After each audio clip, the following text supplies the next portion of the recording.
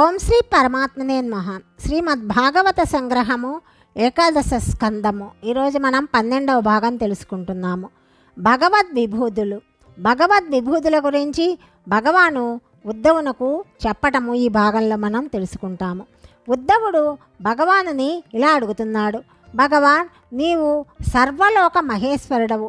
అంతటా అన్నింటా లోపల బయట నిండి ఉన్న నిన్ను ఏ ప్రత్యేకమైన గుణాలతో వర్ణించాలి, ఏ రూపంలో ఆరాధించాలి, ఏ దివ్య విభూతులను సంస్తుతించాలి, నీ యందు అచంచలమైన భక్తి ఏ విధంగా వృద్ధి చెందుతుంది చెప్పవలసిందిగా ప్రార్థిస్తున్నాను అని అడిగాడు.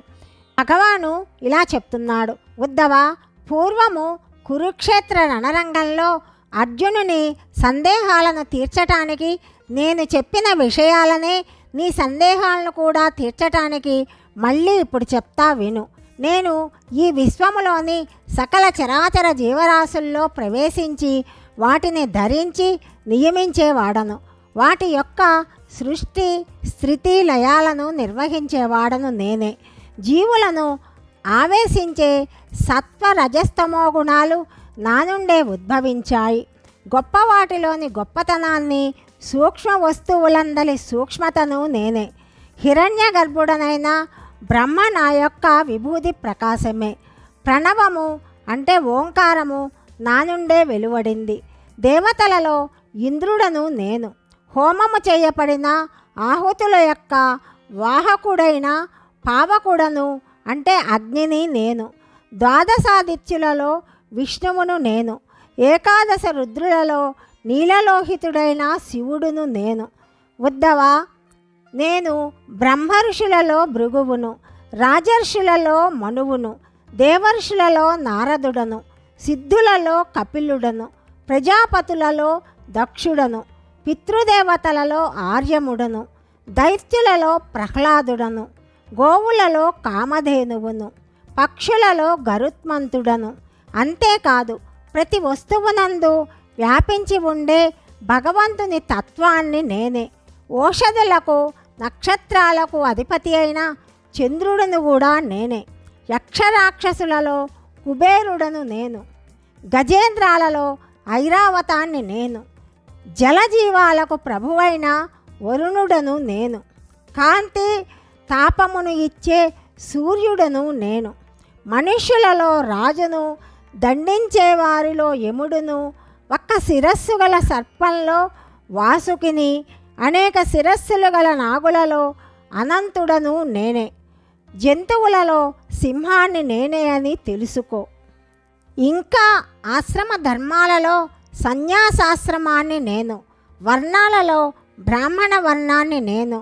పవిత్ర జల ప్రవాహాలలో గంగానదిని నేను. గంభీర జలాల్లో సముద్రాన్ని నేను. నేను ఆయుధాలలో ధనస్సును. ధనుర్ధరులలో త్రిపురాంతకుడనైన రుద్రుడను. దుర్గమ స్థానాలలో మేరువును. పర్వతాలలో హిమాలయాన్ని. వృక్షాలలో అస్పర్ధాన్ని. ఓషధులలో యవన ధాన్యాన్ని. వేదార్థాన్ని ఎరిగిన పురోహితులలో వశిష్ఠుడను నేను. సేనానాయకులలో కుమారస్వామిని.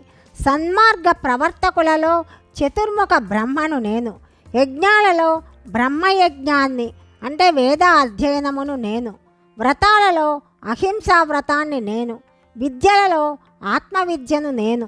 ఉద్ధవ, నేను స్త్రీలలో స్వయంభువుని పత్ని అయిన శతరూపను.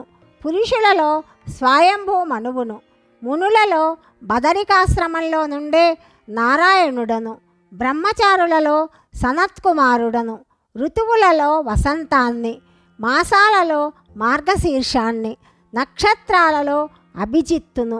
ఉత్తరాషాఢ యొక్క చివరి భాగము, శ్రవణ నక్షత్రం యొక్క మొదటి భాగము అభిజిత్ అంటారు.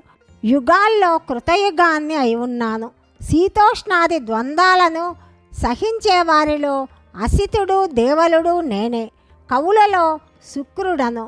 భగవదైశ్వర్య వ్యక్త స్వరూపులలో వాసుదేవుడను. నిష్కామ భక్తులలో ఉద్ధవుడను. విద్యాధరులలో సుదర్శనుడను. కింపురుషులలో హనుమంతుడను. రత్నాలలో పద్మరాగాన్ని నేనే అని తెలుసుకో.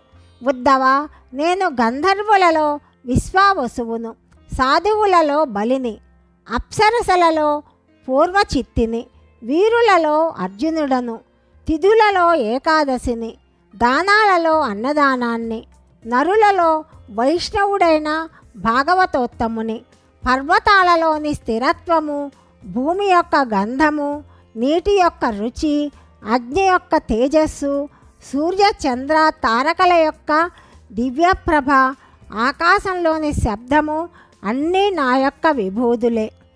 ఉద్ధవ, నా విభూదులను లెక్క పెట్టడానికి చెప్పటానికి నాకే సాధ్యపడదు.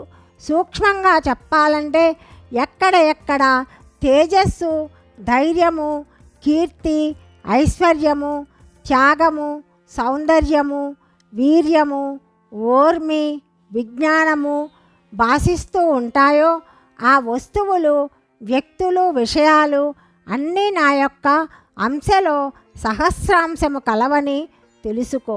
ఇంద్రియ మనోబుద్ధులను నియంత్రించుకొని నా విభూతులను స్మరిస్తూ నన్ను ఉపాసన చేస్తే మోక్షము సుగమం అవుతుంది. నా యందు భక్తి కలిగి నేనే ఉపాయమని గుర్తించుకొని నా యందలి ప్రేమతో నన్ను ధ్యానించటమే మోక్షోపాయము అని భగవానుడు ఉద్ధవునకు చెప్పాడు. వర్ణాశ్రమ ధర్మాలు. ఉద్ధవుడు ఇలా అడుగుతున్నాడు, స్వామి, వర్ణాశ్రమ ధర్మాలను ఆచరిస్తూ నిన్ను ఆరాధించేవాళ్ళు సద్గతి పొందుతారని చెప్పారు కదా, ఆ వర్ణాశ్రమ ధర్మాల గురించి కొంచెం వివరించి చెప్పవలసిందని ప్రార్థిస్తున్నాను అన్నాడు. శ్రీ భగవానుడు ఉద్ధవునితో ఇలా అంటున్నాడు, ఉద్ధవ, మొదట కృతయుగంలో హంస అనే వర్ణం ఒకటే ఉండేది. వాళ్ళకి ఆచరించవలసిన ధర్మాలేవి ఉండేవి కాదు. బ్రహ్మజ్ఞానంతో వాళ్ళు జన్మించేవాళ్ళు. ఆ యుగంలో అందరూ కృతకృత్యులే కాబట్టి ఆ యుగాన్ని కృతయుగం అన్నారు. అప్పుడు ప్రణవము అంటే ఓంకారము ఒక్కటే వేదమై ఉండేది. చతుర్వర్ణాలు. తరువాత త్రేతాయుగంలో నా హృదయంలో ఉన్న ప్రణవమే ఋక్, యజు, సామవేదాలై ఆవిర్భవించాయి.